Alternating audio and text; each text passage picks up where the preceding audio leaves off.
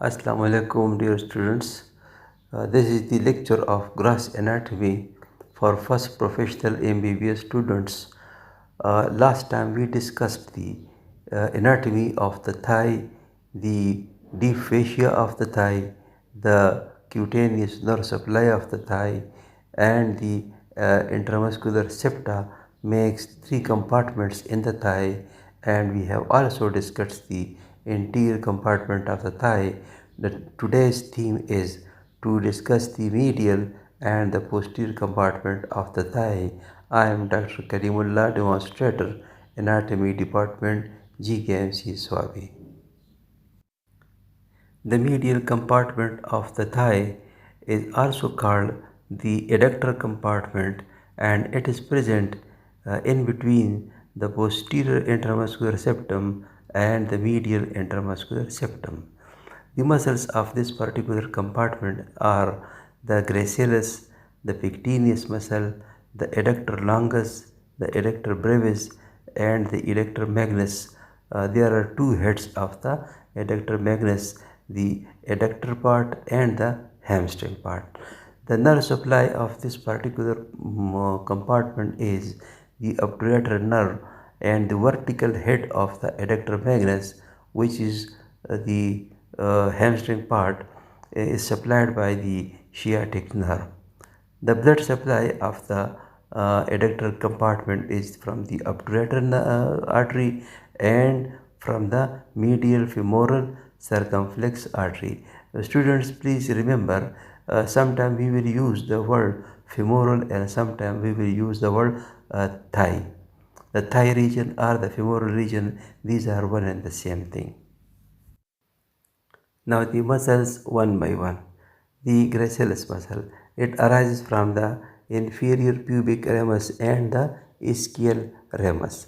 It inserts upon the upper end of the medial tibia where the three tendons, the sartorius, the semitendinosus and the gracilis, they inserts alongside.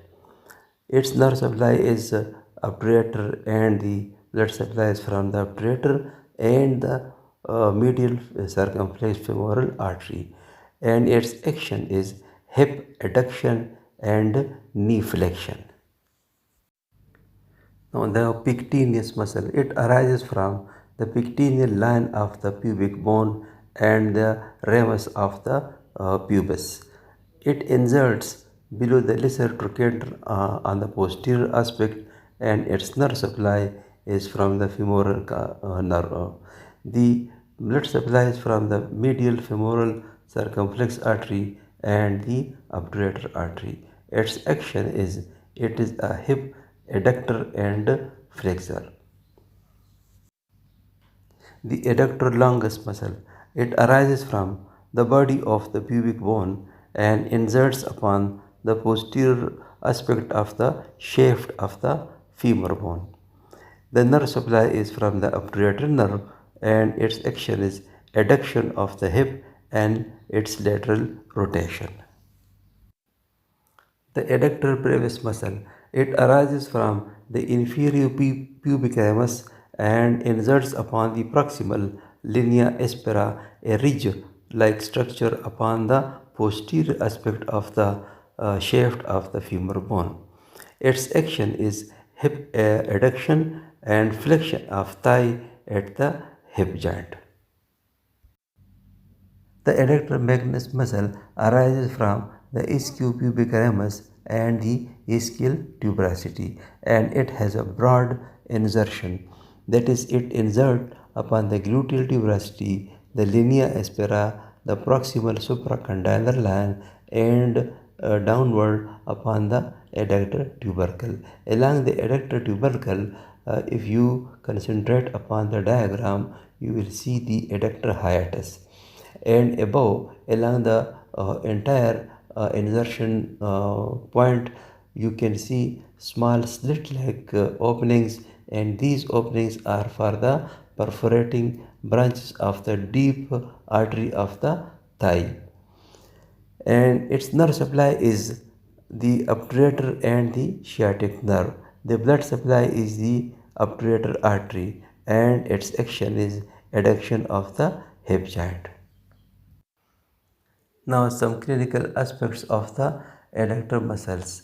The muscles can be strained, pulled, or torn.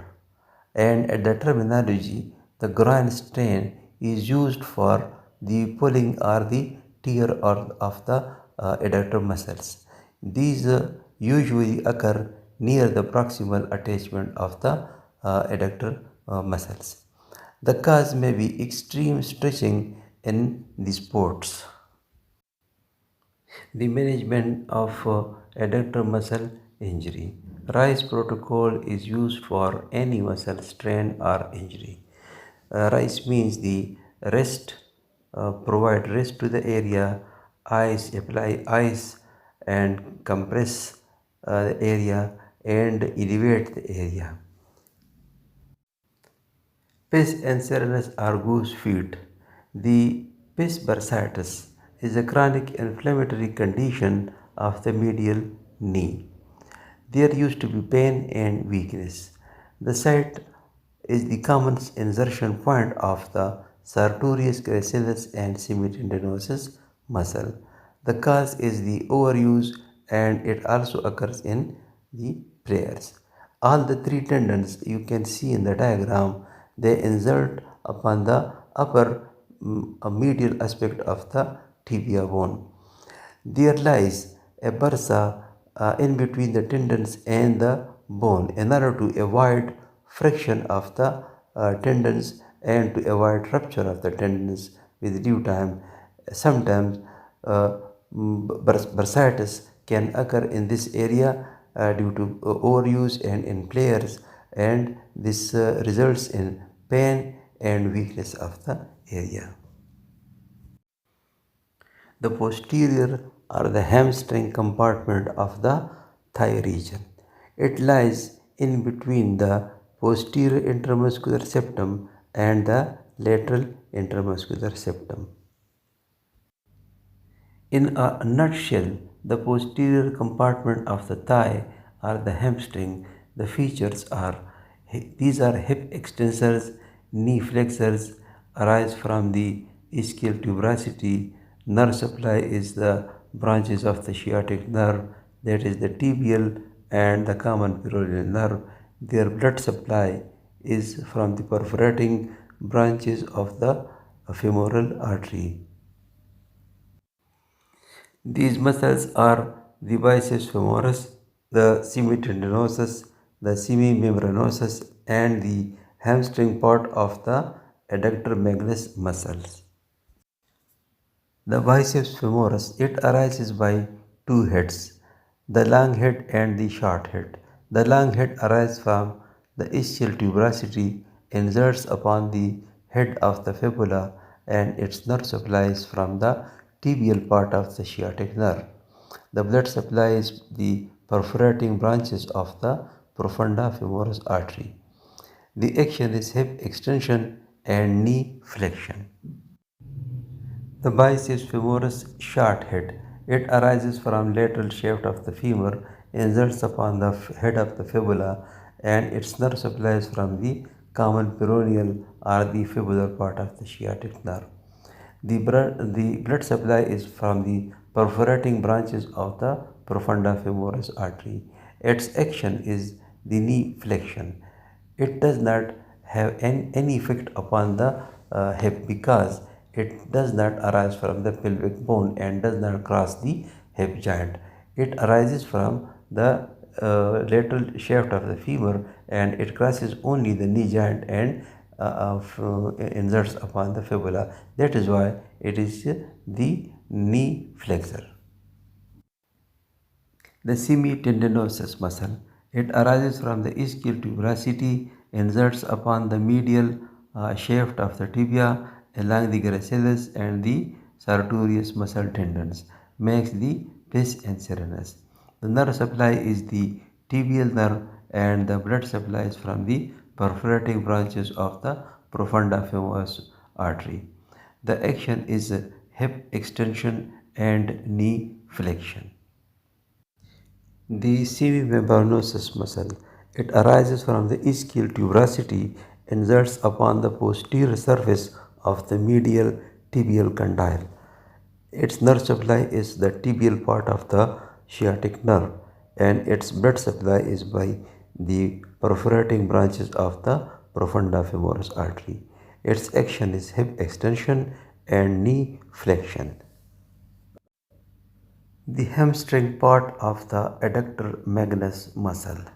It arises from the ischial tuberosity, inserts upon the adductor tubercle of the femur bone, and the nerve supply is the tibial part of the sciatic nerve. The blood supply is the perforating branches of the profunda femoris artery. Its action is the hip extension. Some clinical aspect of the hamstring muscles. The hamstring injury or the hamstring strain. The etiology of the hamstring strain or the injury. The etiology means, in medical terminology, the causes of a condition. It is common in sportsmen, those who take quick starts and running and in jumping. There used to be avulsion at the point of origin of the muscles, and there used to be a rupture of the blood vessels. The forcible flexion of extended knee results in tearing of the hamstring fibers. It is very painful condition. With this, we finished all the compartments, the three compartments of the thigh region. Next time, we will discuss another important topic, and till that time, wish you have good time. God may bless you. Thank you very much.